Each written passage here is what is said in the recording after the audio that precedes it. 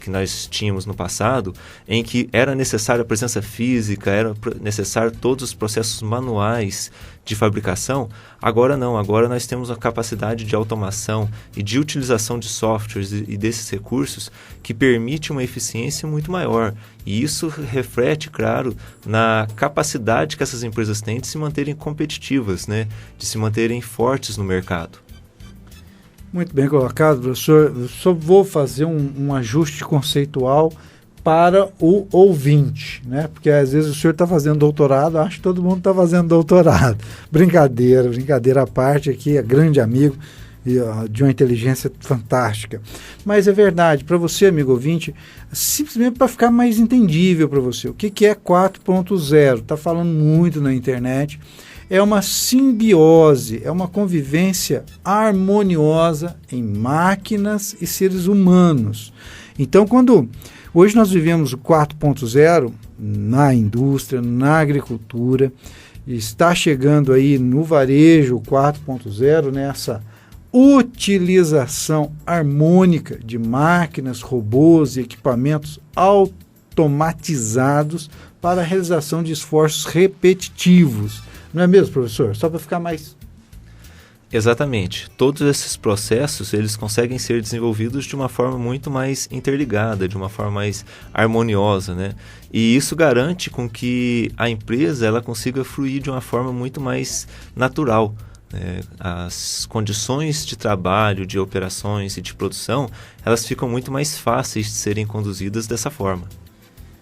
Muito bem, professor. E aí a pergunta inevitável. Vai acabar o emprego? Essa, sem dúvida, é a pergunta que todas as pessoas, todos nós sempre nos questionamos, né? Mas a realidade é que o emprego ele não acaba, ele se modifica. O profissional que trabalhava no passado e ele fazia um determinado tipo de serviço, hoje ele não faz mais, ele tem que se adaptar porque as realidades são outras, são diferentes. Mas existe essa evolução. Só que mão de obra, o trabalho que é utilizado dentro das empresas, ele nunca acaba. Nós simplesmente temos que ficar atentos às reais mudanças e necessidades das empresas. No passado, não tinha necessidade de uma pessoa saber mexer no computador. Hoje, por outro lado, já subentende-se que boa parte das pessoas que vão trabalhar em empresas, por exemplo, que exigem um grande volume de tecnologia para funcionarem, já parte do conceito que a pessoa já tem um domínio desse tipo de tecnologia. E essa é a mudança do perfil do trabalhador que nós estamos vivendo dia após dia. Muito bem, o professor colocou aí Internet of Things, né? Internet das coisas, IoT, né? Então, nós temos essa integração, é um fato, isso já não é mais um campo teórico, se isso vai dar certo ou vai dar errado, é uma questão de chegar, né? E chegou, talvez a onda não tenha chegado com todo o seu ímpeto aqui conosco, mas ela vai chegar mais cedo ou mais tarde. Essa questão da internet das coisas, indústria 4.0, varejo 4.0 e o agro 4.0, por mais estranho que pareça, o que vai desaparecer é aquelas funções repetitivas feitas pelo humano, né? Porque o ser humano falha, ele fadiga, o seu custo é alto. No entanto, uma série de outras oportunidades irão surgir. A grande questão, professor, é quais profissões, quais ocupações é que irão surgir. Eu acho que isso que incomoda o ouvinte, incomoda nós mesmos, né? Quais serão as funções? Eu tenho para mim que, a priori, serão funções mais elaboradas, funções em que exigirão um pouco mais de intelecto, um pouco mais de capacidade argumentativa, conceitual, talvez, né? Para que as pessoas possam interagir com máquinas, porque, por exemplo, 2 mais 2, as máquinas processam muito mais rápido que a gente fala, né? Exatamente, essa é a questão que nós temos que pensar. Como estabelecer essa comunicação com a máquina, né, para que ela consiga funcionar de uma forma mais eficiente.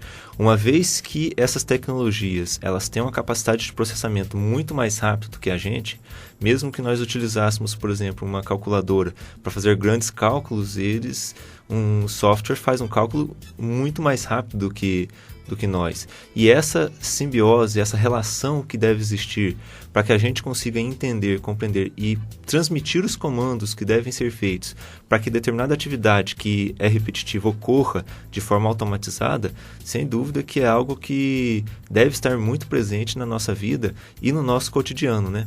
Realmente, professor, e ouvindo a sua fala, me ocorre que parece inevitável nesse contexto, o conhecimento de lógica, né?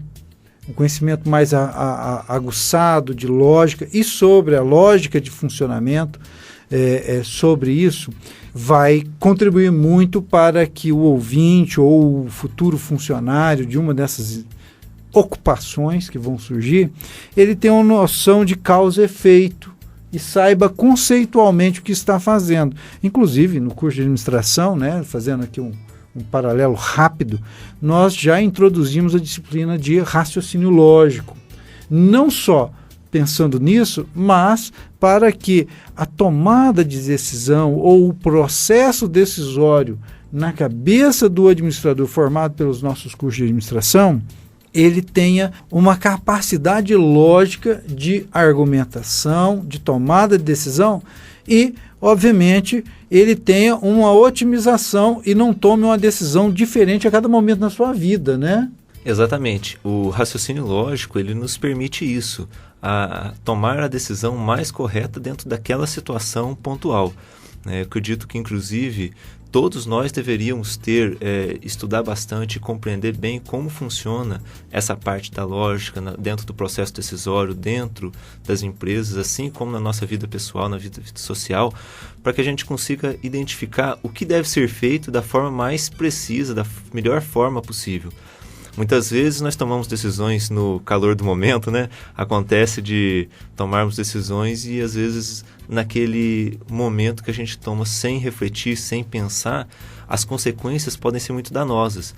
E isso dentro da empresa os danos são também muito fortes. Às vezes ela pode perder muito dinheiro, ela pode ter uma dificuldade financeira, inclusive muito grande, em decorrência dessa capacidade de executar logicamente determinadas atividades. Então o profissional ele tem que estar preparado para agir logicamente nas mais diferentes funções que ele pode desenvolver dentro de uma empresa. Claro, professor, e é óbvio, nós vamos fazer aqui só uma ressalva que não é só a lógica que vai fazer o administrador um administrador, mas ela vai ajudar o administrador ou qualquer outro profissional a encarar a vida de uma maneira mais lógica, tá? Então, outras competências como recursos humanos, poder de persuasão, capacidade de relacionamento social, em grupo, habilidades sensoriais, né, professor, são necessárias para a formação desse profissional que vai conduzir recursos materiais, tecnológicos, físicos ou softwares para um determinado objetivo, que é o lucro, sempre. E lembrando ao ouvinte que estes episódios de transformação, eles sempre aconteceram na história humana. Quando o homem vivia de processos artesanais, houve uma revolução tremenda.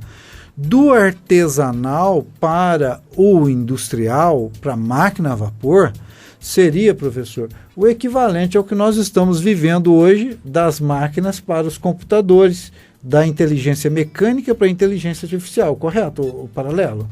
É isso mesmo. Essa relação que nós estamos vivendo hoje, ela já aconteceu no passado, com um pouco diferente, mas o comportamento, ele se repete. As mesmas dificuldades que muitas vezes a gente fala, nossa, como é complicado eu me adequar à nova realidade, a essas mudanças que nós estamos vivendo hoje. Se nós olharmos aí, para quem gosta de história, olharmos no passado, nas outras fases da Revolução Industrial, nesse período em que nós passamos da fabricação artesanal para a indústria, as dificuldades elas são enormes.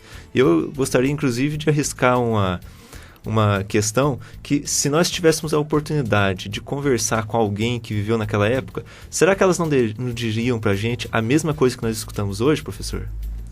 Bom, essa questão da delinquência juvenil, por exemplo, esse termo ele vai ser popular para nós hoje, mas ele vai surgir num contexto que, com a máquina a vapor, com a industrialização europeia, os jovens que trabalhavam com os pais nos campos e na produção agrícola, agora não podem trabalhar mais dentro das indústrias.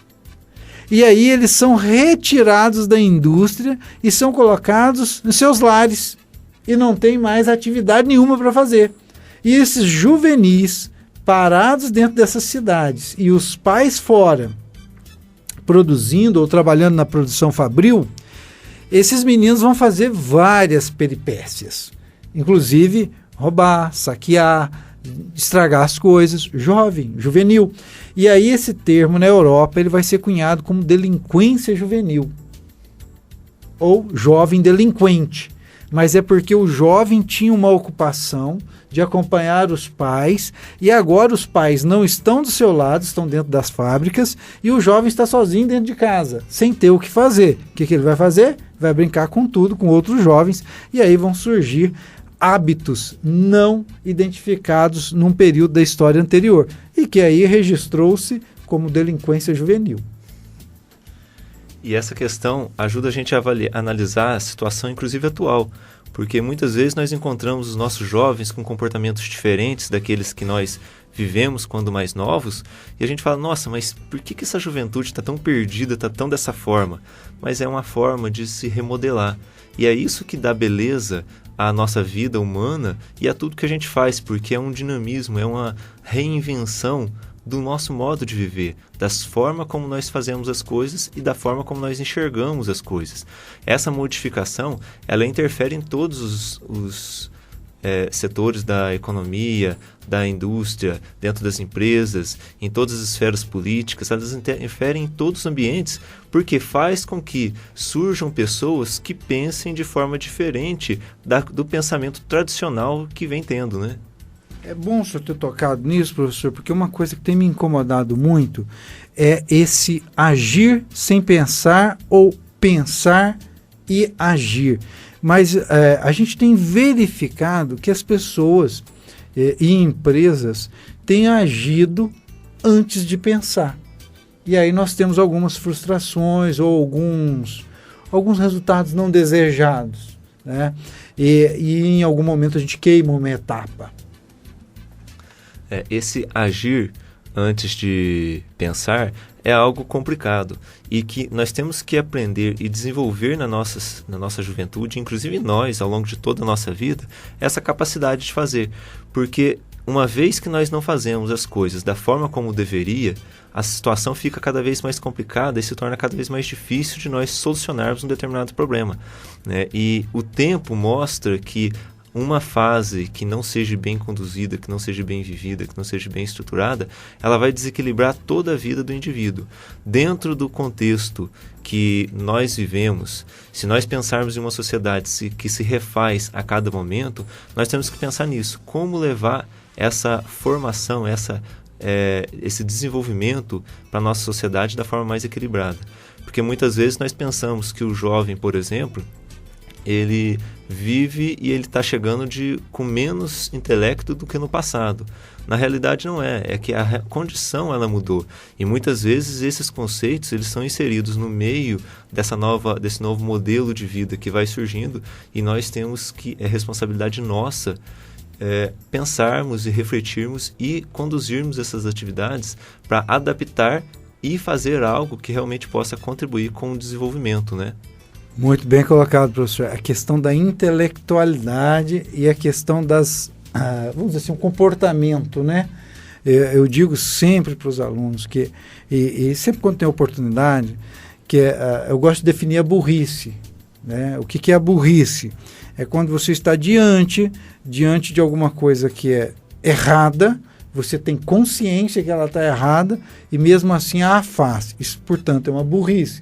Em nenhum momento isso é falta de intelecto, né? A inteligência nunca viemos mais ou menos inteligente.